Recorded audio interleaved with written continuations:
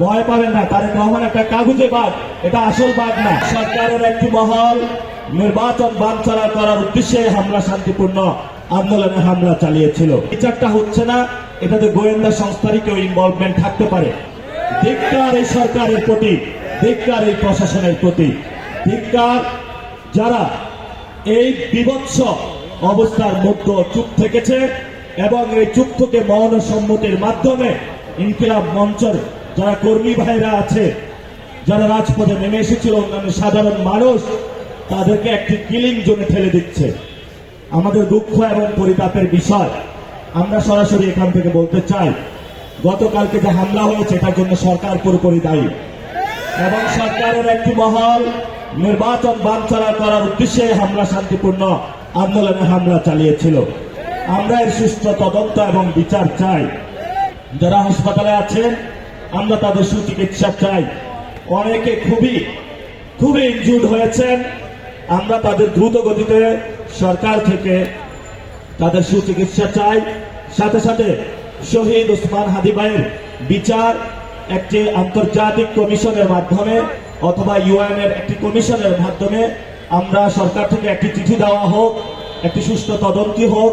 কারণ বর্তমান যে সিআইডি ডিবি যারা তদন্ত করছে তারা জাবেরকে গিয়ে বলছে যে আপনি আমাদেরকে সিসিটিভির ফুটেজ দেন।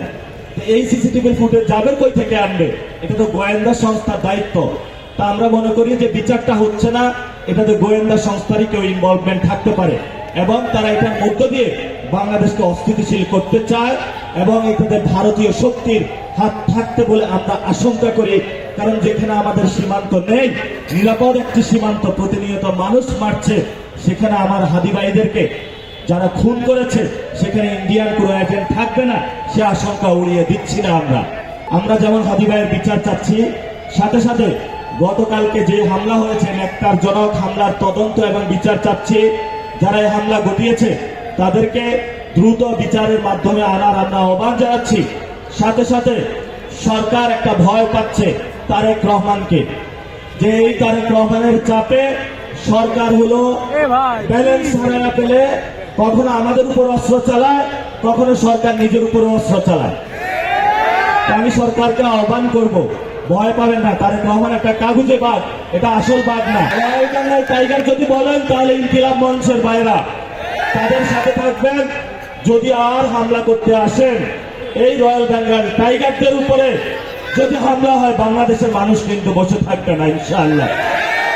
এই যে সরকার মনে করে যে না কোনো পারমাণবিক বোম, আর তারেক রহমান একটা বেলুন, একটা সুই দিয়ে রেডি থাকবেন, এটাতে একটু টোকা দিবেন, এটা ফুস হয়ে যাবে, ভয় পাওয়ার কোনো কারণ নাই। আমরা সরকারকে আহ্বান জানাবো, ইউনূস স্যার আপনি ভয় পাইতে পাইতে লন্ডন চলে গিয়েছিলেন, ওইখানে একটা চুক্তি করলেন বিএনপি এবং সরকারি প্যাডে যে বাংলাদেশে ইলেকশন হবে। কই আমরা তো এই শব্দটি শুনলাম না যে সুষ্ঠু একটি ইলেকশন প্রয়োজন। আমরা গণতন্ত্রকে রক্ষা করতে চাই। এখন আপনি বললেন যে একটা রোগীকে চিকিৎসা করা হবে, সেই সুষ্ঠু চিকিৎসা আছে কিনা, অ্যাফোর্ডেবিলিটি আছে কিনা, সেটা তো আমাদেরকে লক্ষ্য রাখতে হবে। তো যেই নির্বাচনের জন্য তারেক রহমানকে নিয়ে আসার জন্য এত আয়োজন, বিএনপিকে নিয়ে আসার জন্য এত আয়োজন, সেটা তো আসলে কোনো গণতান্ত্রিক কোনো ইলেকশন হলো না।